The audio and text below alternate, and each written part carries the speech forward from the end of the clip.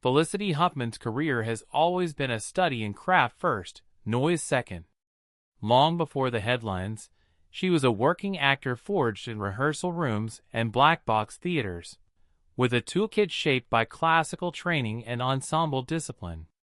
Born December 9, 1962, in Bedford, New York, she attended the Putney School, graduated from Interlochen Arts Academy, 1981, and continued at NYU's Tisch School of the Arts, also training at Circle in the Square and RADA in London. The early New York years were about stage work, not star turns. She helped build the Atlantic Theater Company, the off-Broadway troupe co-founded by David Mamet and William H. Macy, where a generation of performers internalized a plain-spoken, objective-driven approach to acting. Through the 1990s, Huffman toggled between stage, independent film, and television. She drew notice on ABC's Sports Night, 1998 to 2000, playing executive producer Dana Whitaker with a precise mix of authority and vulnerability. The part earned her a Golden Globe nomination and introduced her to a much wider audience. The bigger breakthrough arrived with Desperate Housewives, 2004 to 2012.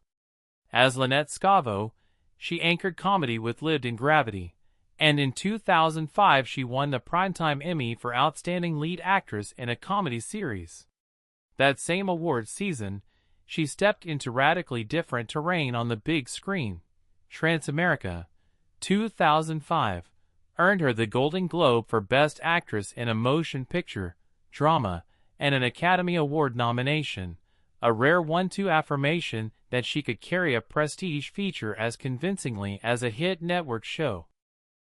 Even in peak television years, Huffman kept the film work varied. The Spanish Prisoner, 1997, Magnolia, 1999, Path to War, 2002, Rudderless, 2014, Cake, 2014, and returned to limited series drama with American Crime, 2015 to 2017, earning multiple Emmy nominations in a darker, more socially keyed register. It was the portrait of an actor comfortable with long-form storytelling, where moral ambiguity unfolds over hours rather than scenes. The pivot no one expected arrived in 2019 with Operation Varsity Blues, the federal probe into college admissions fraud. Prosecutors said Huffman paid $15,000 to have a proctor alter her daughter's SAT answers. She pleaded guilty in May to one count of conspiracy to commit mail fraud and honest services mail fraud. On September 13, 2019, Judge Indira Talwani sentenced her to 14 days in prison, 1 year of supervised release, 250 hours of community service, and a $30,000 fine. The U.S. Attorney's Office noted she was the first parent in the case to be sentenced. Huffman reported on October 15, 2019 to the Federal Correctional Institution, Dublin. She was released October 25, after 11 days, under Standard Bureau of Prisons practice for weekend release dates. Headlines fixated on the brevity.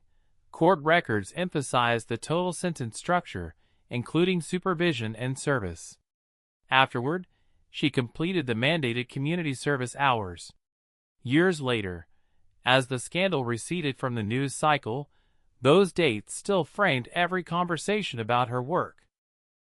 For much of the next few years, Huffman worked selectively and largely out of the spotlight.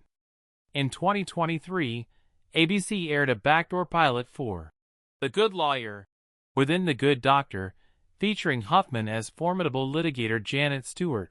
Later that year, ABC passed on moving it forward, a casualty of corporate resets and post-strike schedule triage.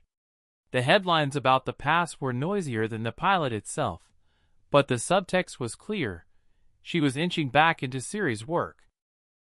That same winter, she spoke publicly about the scandal for the first time, telling Los Angeles' ABC7 that she had believed she was helping her child but accepted full responsibility. "It felt like I would be a bad mother if I didn't do it," she said, adding that she'd since focused on service and supporting organizations aiding formerly incarcerated women. Similar reflections appeared in Entertainment Weekly, People, and The Guardian, which noted her description of the arrest and the death of her old life. However one hears those admissions, contrition, context, or both, they documented a choice to address the past without theatrics. By 2024 to 2025, the return to regular television work became explicit.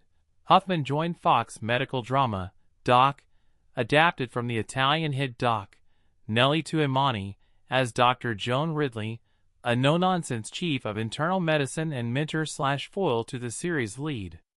Interviews around the Season 2 rollout described a workplace drama about excellence and second chances, with Huffman leaning into a character defined by standards and sacrifice.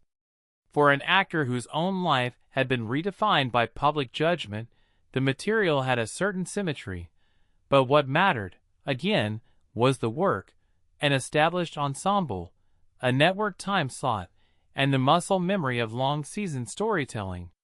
People, E.T., and other outlets framed it as a measured but meaningful return to a network series' regular role. Across 4 decades, Huffman's through line is collaboration and range. The Atlantic Theater Company years gave her a repertory spine. Sports Night taught her how to calibrate speed and wit on broadcast. Desperate Housewives proved she could anchor a cultural phenomenon without leaning on melodrama. Transamerica locked in her capacity to disappear into a role. American Crime returned her to moral complexity under a spotlight less forgiving than comedy. The resume also includes the life lived off set. She has been married to William H. Macy since 1997, and they have 2 daughters, a family that became unwilling co-stars in the worst possible kind of publicity. The marriage and the work predate and outlast the scandal, which is part of the larger picture whether one wants it to be or not. If there's a coda, it might be this. Almost every line on Huffman's CV can be tied to a room full of collaborators. Writers' rooms, rehearsal rooms, hospital set corridors built on sound stages. The paradox of the admissions scandal is that it was an act committed alone, in secret, to advantage one person. The counterweight has been collective labor in plain sight, where excellence is audited by castmates, crews, and viewers who will decide, slowly, stubbornly, what to make of a second act. For now, the facts are settled, the sentence is served, and the camera is rolling again.